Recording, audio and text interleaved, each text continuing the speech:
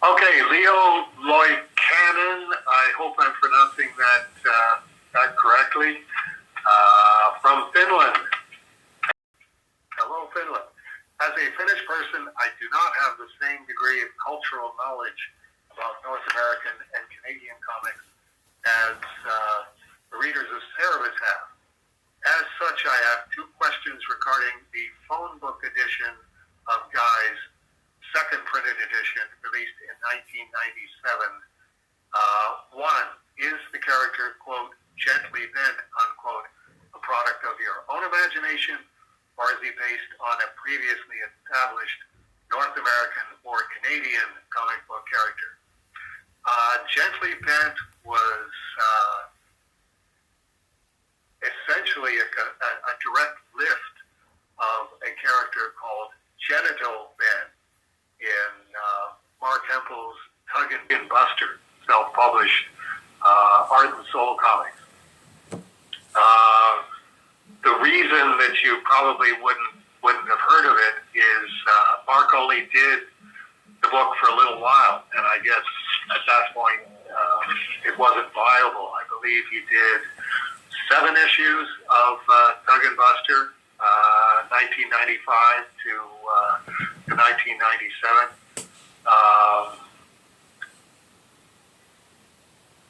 I forgot to look up this part. Hang on. I gotta go grab my copy of Guide. Hang on, Matt. Okay.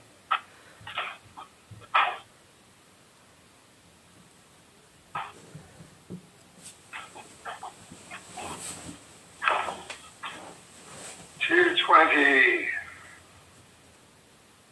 Holy smokes. I opened right to that page.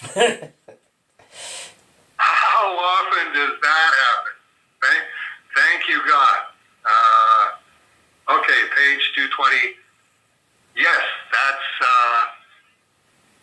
on page 220, panel 1, left-hand side pages. The character below gently bent, a product of your own imagination, or is he a character belonging to a self-published author? And yes, that's Tug.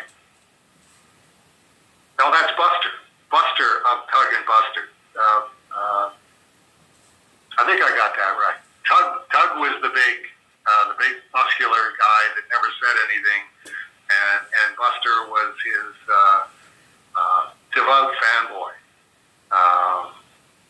and just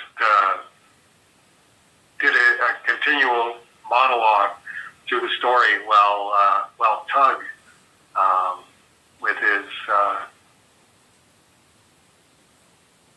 how would I describe it? The guy was built like a Sherman tank, and this was terrifically impressive, both to Buster and Genital Ben. Genital Ben was to me a brilliant character, because everything to him was related to sex. There wasn't anything in any conversation that he couldn't read a double entendre into, and in a very creepy, suggestive way. He was also, as I recall, very ambiguous sexually as to whether he was heterosexual or homosexual. And boy, oh boy, was Mark Hempel ahead of the curve on sexual identity politics in Tug and Buster. So it is one of the great disappointments of my life as a champion of self-publishers that Tug and Buster, I guess, just didn't find a large enough audience for Mark to be able to keep it going. And consequently, I think every time that the Guys gets reprinted, the gently bent character is more and more often going to get attributed to me. That this was a character Dave Sim came up with, and no, it's not.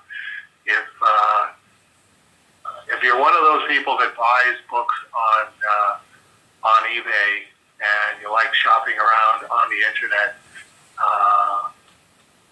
I would assume you could probably get a pretty good deal on Tug and Buster issues 1 to 7, and I think there was another issue through Image. Maybe I'm misremembering on that one, but you would get your copies of Tug and Buster, my copies out of my cold dead hands.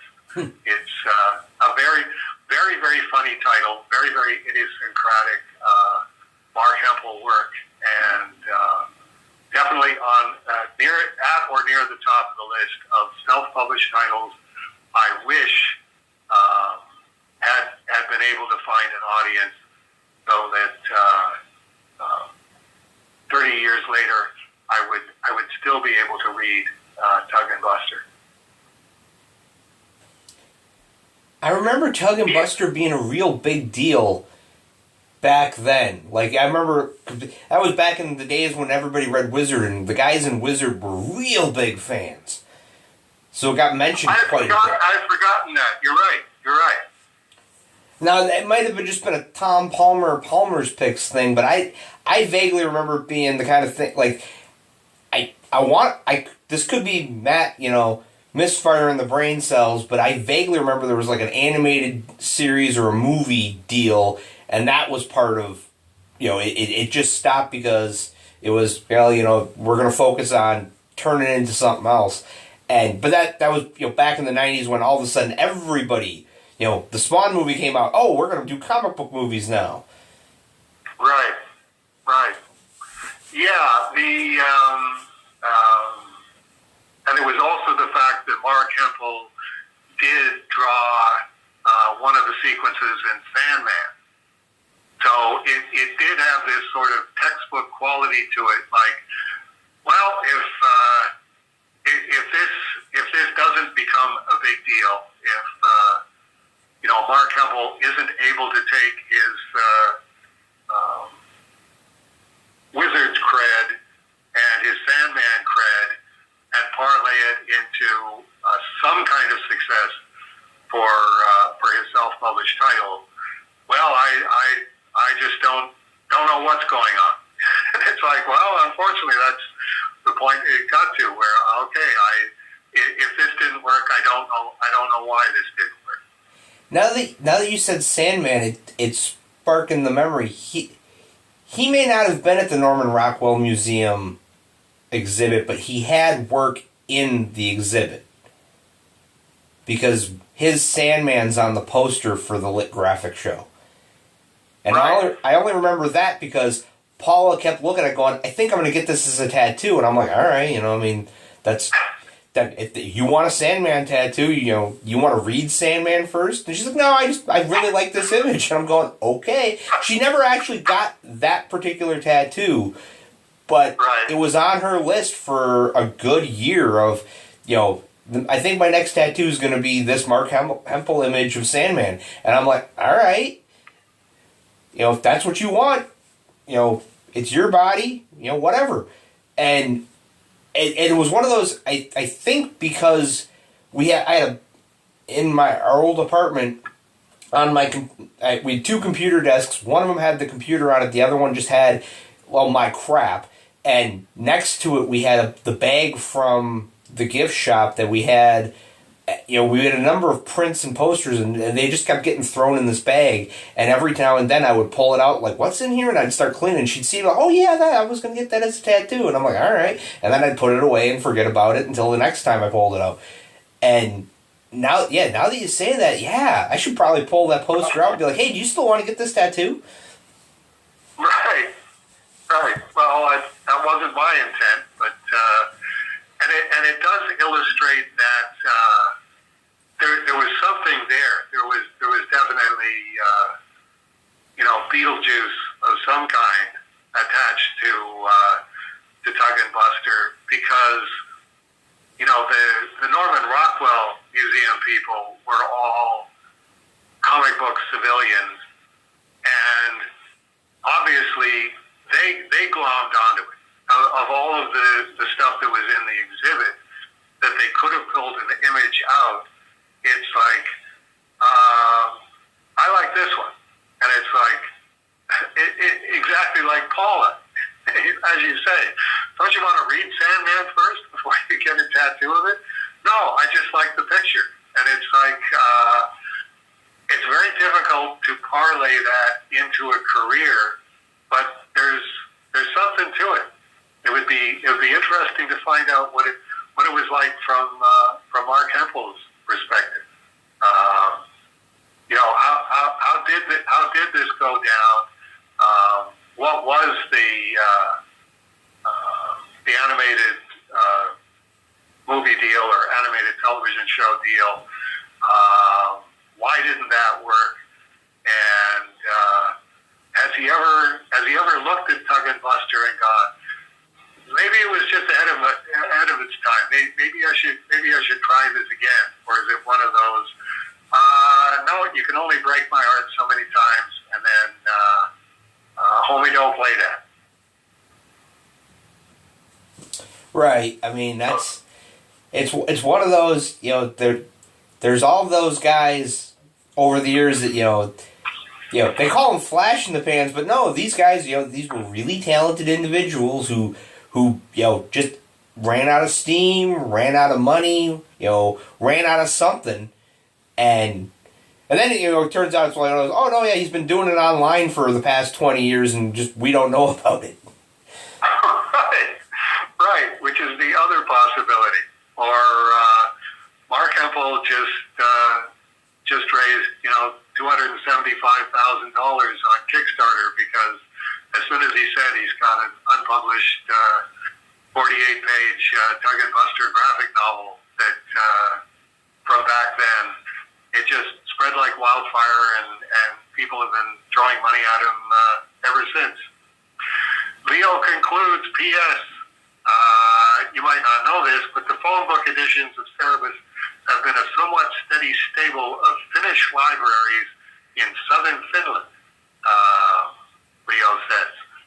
And why southern Finland? Is that like one of those? That's where all the black Finns are. Like they're all from South Finland, or is it just the Leos in South Finland, and that's where he knows the library. Anyway, gratifying to know that Cerebus is a steady, stable any place, because I tend to be in that Mark Hempel category, not infrequently myself in 2023. Do I actually exist? Am I a stable source of revenue of some kind? It's like, yes, but stable in quotation marks. Definitely not capital S stable. Count your blessings. It could be a lot worse. You're still making money off of Cerebus when you were making money off of Cerebus 20 years ago, 30 years ago, 40 years ago. Count your blessings, Grandpa. Right. I mean, I'm reminded of the Ye Books of Cerebus show in Salt Lake City when we were wandering around the library, and they only had like 3 or 4 of the phone books, and not sequentially, and it was one of those like, you kind of looked at Mimi like, what's going on? And she's like, yeah, I'll take care of that, Dave. Right. Yeah, it's, and if I get, I never think in terms of going back and talking to my younger self, but it's like, is it 16 volumes and 6,000 pages overdoing it? Can't you anticipate that even if you're successful at this, that you're creating a bookstore stocking ordeal of almost unimaginable proportions, so that even a Mimi Cruz finds this just not possible to stay on top of. I'm doing everything I possibly can, and you just can't keep 16 books in stock and have all of the holes plugged. And nobody's going to buy a series of books if they look at them on the shelf and it's like Volume 1, Volume 2, Volume 5, Volume 6, Volume 8, Volume 9, Volume 10, Volume 16.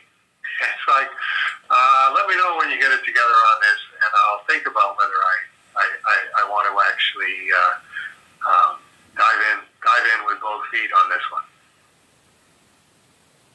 Well, I mean, that's everything. I mean, that's everything. That's like Brian Hibbs a couple of years ago had his column, and he was talking about Ultimate Spider-Man. It's like, only the first 5 volumes sell, and after that it's hit or miss. And on the one hand, as a comic book store, you have to have everything, otherwise people won't buy. And on the other hand, it's like, but I have everything and no one's buying. Right. I mean, what half Dave Sim wrought by starting us down this path. The last time I was at Looking for Heroes, I was asking about Akira, because I was doing the Akimbo parody, and do you have it in stock? And it's like, go over and take a look. No, we don't have it in stock. And then start in on the computer, and here's the 3 different places that we buy from. One of them in Canada, 2 of them in the United States. No, it's coming up, and you can get Volume 1, you can get Volume 3, Volume 5, but those are the only ones that you can get. And it's becoming a universal condition that there's virtually no series that you could get all of the books just by going online and going, I want all of these. So as much as the internet solved that problem, in quotation marks, it's now compounding the problem and turning it into a different problem where you don't go bookstore to bookstore to bookstore to bookstore doing a treasure hunt. You go online, looking for whatever it is that's